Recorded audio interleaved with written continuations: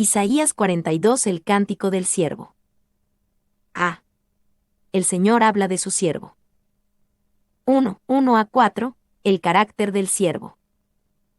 He aquí mi siervo, yo le sostendré, mi escogido, en quien mi alma tiene contentamiento. He puesto sobre él mi espíritu, él traerá justicia a las naciones. No gritará, ni alzará su voz, ni la hará oír en las calles. No quebrará la caña cascada, ni apagará el pábilo que humeare, por medio de la verdad traerá justicia. No se cansará ni desmayará, hasta que establezca en la tierra justicia, y las costas esperarán su ley.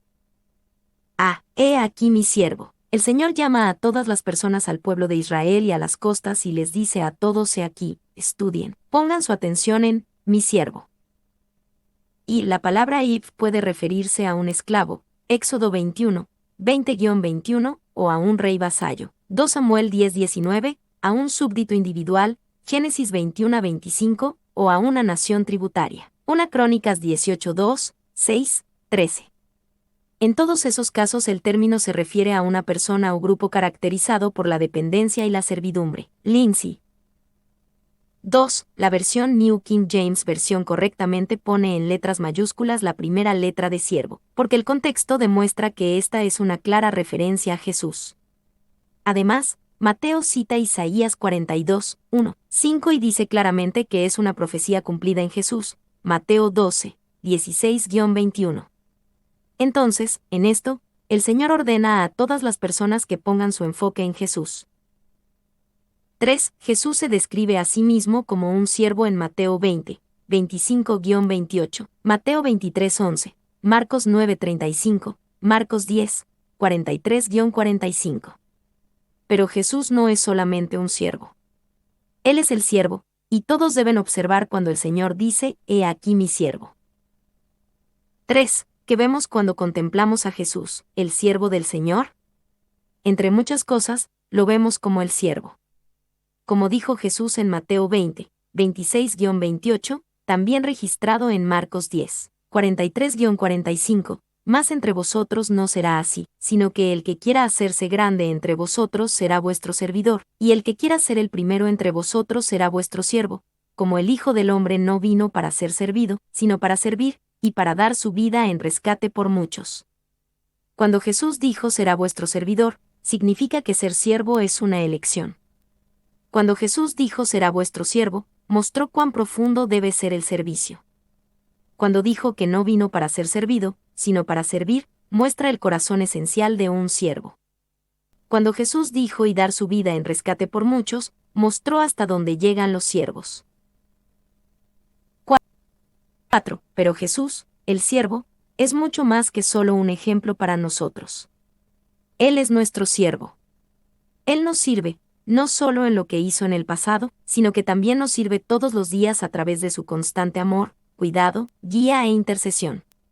Jesús no dejó de servir cuando fue al cielo, sirve a todo su pueblo más eficazmente que nunca desde el cielo. He aquí mi siervo, yo le sostendré. Esto ciertamente fue cierto para Jesús, pero también es cierto en la forma en que el Señor trata con todos sus siervos. Él promete sostener a sus siervos. Cuando alguien es el siervo de otro, se requiere que el siervo le dé un servicio y obediencia completos al amo. Pero también se requiere que el amo cuide al siervo. El Señor siempre puede decir: mi siervo, yo le sostendré. Y puede haber otro sentido en esto. Red Paz cree que esto habla de la confianza y dependencia del Padre en el Hijo. La imagen es tomada de una corte oriental, donde un monarca está en procesión, y mientras camina, se inclina sobre su cortesano favorito. Este versículo, de hecho, bien podría traducirse: he aquí mi siervo, en quien me apoyo. Es una indicación de un favor y una confianza especiales. Así que tenemos la imagen de Dios el Padre apoyado en Dios el Hijo, contando con Él y confiando en que Él cumplirá todos sus propósitos. C. Mi escogido, en quien mi alma tiene contentamiento. Jesús es el supremo escogido. Nuestra elección es realmente una cuestión de ser elegidos en Jesús. Como Pablo escribió en Efesios 1:4, según nos escogió en Él antes de la fundación del mundo. En quien mi alma tiene contentamiento muestra que para el Señor la elección no es una cosa fría, calculadora, técnica. está profundamente conectada con su amor y aprobación. Cuando Dios elige a alguien, su alma tiene contentamiento en ellos. Si fuiste elegido en Jesús antes de la fundación del mundo, entonces Dios dice, mi alma tiene contentamiento en ti. Y entender esto nos ayuda a recibir el favor de Dios, en lugar de tratar de darle una razón para que su alma tenga contentamiento en nosotros. Muchos de nosotros estamos tratando de ganarnos la aprobación de Dios, en lugar de darnos cuenta de que es su regalo gratuito, recibido por fe, porque Él ha escogido que su alma tenga contentamiento en nosotros. He puesto sobre él mi espíritu. Jesús fue lleno del Espíritu y ministró en el poder y el fluir del Espíritu Santo, Mateo 3:16. Él traerá justicia a las naciones. El ministerio del siervo, el Mesías, no estaría restringido al pueblo judío. También tendría un ministerio a las naciones, llevándoles justicia y rectitud. No gritará, ni alzará su voz. Esto no significa que Jesús nunca habló en voz alta. Se refiere a su corazón y acciones mansas y humildes. Jesús no se abrió camino con fanfarronadas y palabras fuertes y abrumadoras, sino con el Espíritu de Dios sobre él. Y, él no es asertivo. Probablemente los 3 verbos aquí son acumulativos, enfatizando su comportamiento tranquilo y poco agresivo, pero gritar, podría sugerir que no tiene la intención de sobresaltar, alzará su voz, alzar la voz, que no tiene la intención de dominar o gritar a otros, hará oír, hacer que se escuche su voz, que no tiene la intención de publicitarse. Molke. 2. Piensa por un momento en la modestia de Dios. Siempre está trabajando, guía el sol, las estrellas y el universo. Controla todas las galaxias. Él refresca la tierra constantemente. Pero trabaja tan silenciosamente que muchas personas ahora tratan de pretender que Dios no existe. Ese es el sello distintivo de la realidad en el servicio. Los artistas de Dios no ponen sus firmas en las imágenes que crean. Sus embajadores no corren detrás del fotógrafo todo el tiempo para que les saquen fotos. Basta que hayan dado testimonio del Señor. Red Paz. No quebrará la caña cascada, ni apagará el pábilo que humeare. Esta es otra referencia al carácter amable de Jesús. Una caña es una planta bastante frágil. Sin embargo, si una caña está cascada, el siervo la tratará tan gentilmente que no la quebrará. Y si el pábilo, usado como yesca para encender un fuego, no arde sino que solo humea, no lo apagará ni lo desechará. En su lugar, el siervo gentilmente soplará el pábilo que humea y lo avivará hasta que se vuelva a encender. Y, a menudo sentimos que Dios trata con dureza nuestras debilidades y fracasos. Lo cierto es todo lo contrario. Los trata con gentileza, ternura, ayudándolos hasta que la caña cascada es fuerte y hasta que el pábilo que humea está completamente encendido. 2. Piensa de nuevo en esa caña, algo que ha sido aplastado o lastimado por la crueldad, una vida que de alguna manera está torcida, magullada y destrozada, sin fuerza ni belleza. No hay nada atractivo en una caña, y ciertamente no hay nada muy agradable en las circunstancias en las que vive. Por lo general, crece en un pantano maloliente y desagradable. Red Paz. 3. Nos llamamos cristianos, pero si eres como yo, a veces te avergüenzas desesperadamente de lo tenue que arde tu luz. Hay mucho más humo que fuego, tan poca oración, tan poco testimonio real, tanta depresión y desánimo. Pero el Señor dice que no apagará el pábilo que humea. Red Paz. 4. Él no desprecia a los demás, por más inútiles o irreparables, caña cascada, por más pasados, y cerca de la extinción, pábilo que humea, que puedan parecer. Las declaraciones negativas implican sus equivalentes positivos. Él puede reparar la caña cascada, avivar en llamas el pábilo que humea. El primero ha sido dañado internamente, el segundo carece de la nutrición externa del aceite. El siervo es competente tanto para curar como para suministrar. Moutier. Jesús ve el valor en una caña cascada, incluso cuando nadie más puede. Él puede hacer que una música hermosa provenga de una caña cascada cuando pone su fuerza en ella. A pesar de que un pábilo que humea usado como mecha en una lámpara de aceite no sirve para nada, Jesús sabe que es valioso por lo que puede ser cuando se refresca con aceite. Muchos de nosotros somos como la caña cascada, y necesitamos ser fortalecidos con poder en el hombre interior por su espíritu. Efesios 3:16. Otros son como el pábilo que humea y solo pueden volver a arder para el Señor cuando estamos empapados en aceite, con un suministro constante que viene cuando somos llenos del Espíritu Santo. Jesús quiere que tengamos su corazón hacia los humildes, quebrantados y heridos. Es fácil pasarlos por alto como el sacerdote y el levita ignoraron al hombre en el camino a Jericó. El obrero cristiano superficial ignora ese tipo de situación. Quiere una esfera para servir que sea digna de su talento, por favor. Una tarea donde se reconocerán y utilizarán sus habilidades, algo lo suficientemente grande como para justificar toda la formación que ha recibido. A los ojos del Señor, la prueba del verdadero siervo se inclina con la humildad de Jesucristo sobre una caña cascada y un pábilo que humea. Red Paz. H. Por medio de la verdad traerá justicia. No se cansará ni desmayará, el siervo es gentil, pero no es débil. Por medio de la verdad traerá justicia. No hay dos formas de hacerlo, sucederá, y el fracaso o el desánimo no detendrán al siervo. ¿Y no es maravilloso que Jesús nunca se canse? Cuando pensamos en el trabajo que tiene que hacer, los obstáculos que debe superar y las herramientas con las que necesita trabajar, es sorprendente que nunca se canse. Es porque Él tiene todo el poder y la autoridad. 2. Cansará es la misma palabra de humea en no apagará el pábilo que humea. Desmayará es la misma palabra que cascada en no quebrará la caña cascada. Así que aquí está el siervo del Señor, no se casca, no es un simple pábilo que humea. Él es bastante capaz de realizar la tarea de la redención porque está libre de todas las debilidades y fracasos de su pueblo. No tiene defectos ni imperfecciones, Él es perfección y fuerza majestuosa. Red Paz. 3. Hasta que establezca en la tierra justicia, y las costas esperarán su ley, la obra del siervo se extenderá a toda la tierra, y todos los pueblos, incluso los de las costas lejanas, le servirán. 2. 5-9, el Señor de gloria y su promesa a su siervo. Así dice Jehová Dios, creador de los cielos, y el que los despliega, el que extiende la tierra y sus productos, el que da aliento al pueblo que mora sobre ella, y espíritu a los que por ella andan. Yo Jehová te he llamado en justicia, y te sostendré por la mano, te guardaré y te pondré por pacto al pueblo, por luz de las naciones, para que abras los ojos de los ciegos, para que saques de la cárcel a los presos, y de casas de prisión a los que moran en tinieblas.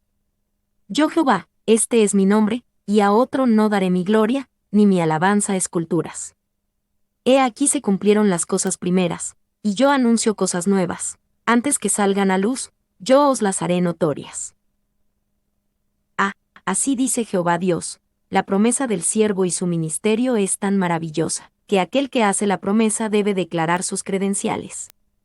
Así como cuando sacamos un préstamo, el banco pide garantías de que podemos cumplir nuestra promesa. Este versículo es otra verificación de crédito de Dios. Jehová Dios está más que feliz de hacerlo.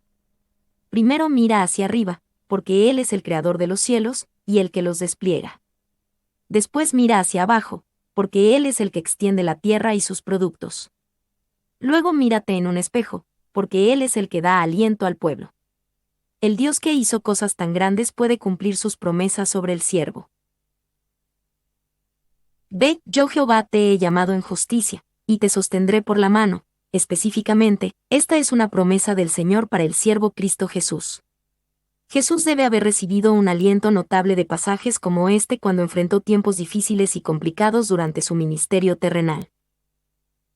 Y te he llamado en justicia. Debido a que no hubo nada impío o injusto en mi llamamiento, puedes estar seguro de que el llamamiento se cumplirá.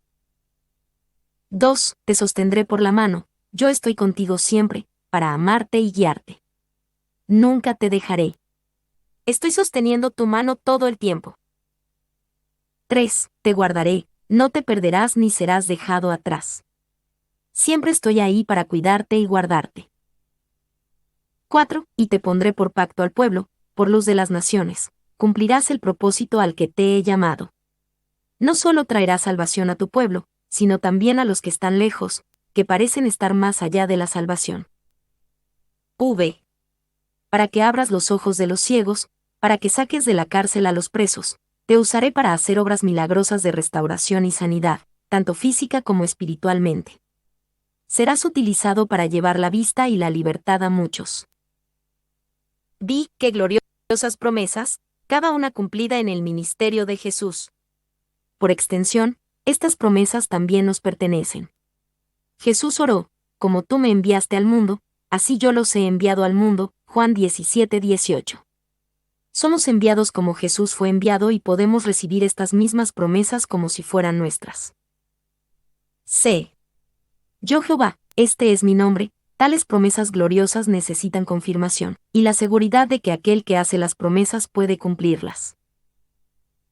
Y yo Jehová, este es el famoso tetragramatón, o nombre de 4 letras, que escribimos como Jehová, Jehová, Yahvé, Yahvé, Ju, Java, etc. Las letras son YHWH. Los judíos nunca lo pronuncian, y la verdadera pronunciación es completamente desconocida. Clarke. D. Y a otro no daré mi gloria. Primero, nadie más puede cumplir estas promesas, porque Dios no compartirá su gloria con ningún otro. Y es importante entender que Jesús comparte la gloria del Padre. Jesús oró: ahora pues, Padre, glorifícame tú al lado tuyo, con aquella gloria que tuve contigo antes que el mundo fuese. Juan 17:5. Si Dios el Hijo y Dios el Padre comparten la gloria, y el Señor no comparte su gloria con nadie, significa que el Padre y el Hijo son Jehová Dios. Jehová Dios Yahvé es un Dios en 3 personas. Aquí se cumplieron las cosas primeras, y yo anuncio cosas nuevas. Dios es dueño tanto del pasado, las cosas primeras, como del futuro, cosas nuevas. Al ser el amo tanto del futuro como del pasado, Dios también tiene el presente en la mano. Y vemos esto especialmente en la forma en que Dios puede anunciar cosas nuevas, incluso antes que salgan a luz. Como dijo Pedro, tenemos también la palabra profética más segura, a la cual hacéis bien en estar atentos como a una antorcha que alumbra en lugar oscuro. 2 Pedro 1:19. La palabra profética de Dios que se ha cumplido nos muestra la confianza que podemos tener en su palabra. B. La obra del siervo del Señor. 1. 10-12, alabanza por la victoria del siervo. Cantad a Jehová un nuevo cántico, su alabanza desde el fin de la tierra, los que descendéis al mar, y cuanto hay en él, las costas y los moradores de ellas. Alcen la voz el desierto y sus ciudades, las aldeas donde habita Sider, canten los moradores de Sela, y desde la cumbre de los montes den voces de júbilo.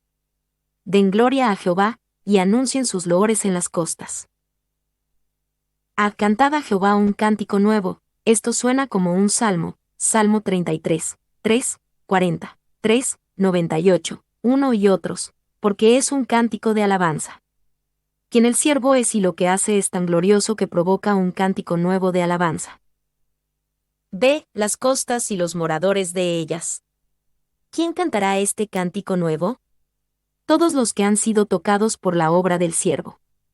Dado que incluso las costas fueron bendecidas por el siervo, Isaías 42, 4, también deberían alabarlo. 2. 13-17, el Señor juzga a todos los que sirven a dioses falsos. Jehová saldrá como gigante, y como hombre de guerra despertará celo, gritará, voceará, se esforzará sobre sus enemigos. Desde el siglo he callado, he guardado silencio, y me he detenido. Daré voces como la que está de parto, asolaré y devoraré juntamente. Convertiré en soledad montes y collados, haré secar toda su hierba, los ríos tornaré en islas, y secaré los estanques. Y guiaré a los ciegos por camino que no sabían, les haré andar por sendas que no habían conocido, delante de ellos cambiaré las tinieblas en luz, y lo escabroso en llanura. Estas cosas les haré, y no los desampararé. Serán vueltos atrás y en extremo confundidos los que confían en ídolos, y dicen a las imágenes de fundición, vosotros sois nuestros dioses. Jehová saldrá como gigante. Este día de alabanza es un día de victoria para el Señor sobre todos los dioses falsos. Se esforzará sobre sus enemigos. B. Y como hombre de guerra despertará celo, gritará, voceará, daré voces como la que está de parto. El Señor hace esta obra de juicio con energía. No es pasivo ni desapasionado en su juicio. Cuando el Señor arregla las cosas en la tierra, lo hace con celo. Y la diferencia entre gritará, voceará y no gritará, ni alzará su voz, Isaías 42, 2, muestra la diferencia entre la primera y la segunda venida de Jesús. La primera venida fue mansa y humilde, la segunda venida será ruidosa y demostrativa. Se convertiré en soledad montes y collados, ningún obstáculo se interpondrá en el camino de la obra del Señor. Montes y collados no pueden interponerse en su camino. Ríos y estanques no lo detendrán. Ni siquiera la ceguera de los demás impedirá su plan. Al final, seguro que serán vueltos atrás y en extremo confundidos los que confían en ídolos. 3, 18 a 20, los sordos y los ciegos vienen al siervo. Sordos, oíd, y vosotros, ciegos, mirad para ver. ¿Quién es ciego, sino mi siervo? ¿Quién es sordo, como mi mensajero que envié? ¿Quién es ciego como mi escogido, y ciego como el siervo de Jehová, que ve muchas cosas y no advierte, que abre los oídos y no oye? A. Sordos, oíd, y vosotros, ciegos, mirad para ver. ¿Quiénes son los sordos y los ciegos de los que el Señor habla aquí? Son los sordos y los ciegos del pueblo de Dios. El Señor ya ha hablado a los ciegos entre los gentiles, Isaías 42 horas y 16 minutos. Ahora, Él habla a los ciegos a los que llama mi siervo, a los sordos a los que llama mi mensajero. Y, obviamente, un ciego tendrá problemas para ser un buen siervo. Un sordo tendrá problemas para ser un buen mensajero. B. Que ve muchas cosas y no advierte. Esta es una palabra para estos ciegos que creen que pueden ver. Actúan como si pudieran ver, pero en realidad no pueden advertir nada. Permanecerán ciegos y sordos mientras no puedan admitir su necesidad. C. Y no oye. ¿Cuál es la cura? Comienza conociendo nuestra condición. Cuando el sordo sabe que está sordo y el ciego sabe que está ciego, conocen su necesidad y no se engañan a sí mismos acerca de su condición. Y, cuando Jesús sanó a un ciego de nacimiento, aprovechó la ocasión para hablar sobre la ceguera espiritual y su cura. En el diagnóstico de Jesús, solo aquellos que saben que son ciegos pueden ser sanados de su ceguera. Jesús dijo: para juicio he venido yo a este mundo, para que los que no ven, vean, y los que ven, sean cegados. Entonces algunos de los fariseos que estaban con él, al oír esto, le dijeron: ¿acaso nosotros somos también ciegos? Jesús les respondió: si fuerais ciegos, no tendríais pecado, mas ahora, porque decís, vemos, vuestro pecado permanece. Juan 9, 39-41. 4, 21 a 25, el Señor defiende a su pueblo defraudado. Jehová se complació por amor de su justicia en magnificar la ley y engrandecerla. Mas este es pueblo saqueado y pisoteado, todos ellos atrapados en cavernas y escondidos en cárceles. Son puestos para despojo, y no hay quien libre, despojados, y no hay quien diga, restituid. ¿Quién de vosotros oirá esto? ¿Quién atenderá y escuchará respecto al porvenir? ¿Quién dio a Jacob en botín, y entregó a Israel a saqueadores? ¿No fue Jehová, contra quien pecamos? No quisieron andar en sus caminos, ni oyeron su ley. Por tanto, derramó sobre él el ardor de su ira, y fuerza de guerra, le puso fuego por todas partes, pero no entendió, y le consumió, mas no hizo caso. A Jehová se complació por amor de su justicia en magnificar la ley y engrandecerla. El Señor Dios se complace en traer esta justicia a la tierra y en magnificar y honrar la ley. Y, aunque bajo el nuevo pacto, no venimos a Dios sobre la base de la ley, no significa que la ley de Dios sea mala. Como escribió Pablo en Romanos 7:12, de manera que la ley a la verdad es santa, y el mandamiento santo, justo y bueno. La debilidad de la ley no se encuentra en la ley, sino en nosotros. La ley se adapta perfectamente al propósito que Dios tenía para ella, mostrar la santa norma de Dios, exponer nuestro pecado y mostrarnos la necesidad de la salvación en Jesús. B. Mas este es pueblo saqueado y pisoteado. Dios mira a su pueblo y ve el dolor y la devastación que el mundo, la carne y el diablo han causado sobre ellos. Su pueblo ha sido saqueado y pisoteado, han sido puestos para despojo, y no hay quien libre. Y lo peor de todo, no hay quien diga, restituid. Sé quién dio a Jacob en botín, y entregó a Israel a saqueadores. ¿Quién hizo esto? La respuesta de Isaías es casi impactante: ¿no fue Jehová, contra quien pecamos? En esta circunstancia, Dios permitió el lugar bajo y derrotado de Israel como disciplina por su pecado, porque escogieron la ceguera y la sordera. D. No quisieron andar en sus caminos, ni oyeron su ley. El lugar doloroso y bajo de Israel estaba destinado a atraerlos de regreso al Señor. Podemos saber que el Señor solo usó estas medidas después de haber agotado medidas mucho más suaves. Sin embargo, ni siquiera estas medidas severas funcionaron, pero no entendió, más no le hizo caso. Le puso fuego por todas partes. Esta corrección del Señor se sintió como fuego para Israel, pero no respondieron a ella. En 1 Pedro 4, 12-19, Pedro también relaciona las pruebas y la corrección del Señor con el fuego. Amados, no os sorprendáis del fuego de prueba que os ha sobrevenido, como si alguna cosa extraña os aconteciese. Porque es tiempo de que el juicio comience por la casa de Dios, y si primero comienza por nosotros, ¿cuál será el fin de aquellos que no obedecen al Evangelio de Dios? El propósito de Dios en la prueba de fuego es llevarnos al arrepentimiento y la dulzura de corazón, y cuanto más nos resistamos a esa obra, más arderá el fuego.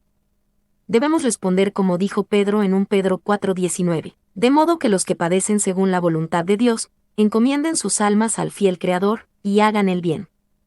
¿Está el fuego de la corrección de Dios quemando el pecado y la impureza en tu vida, o solo te está volviendo más oscuro y más duro,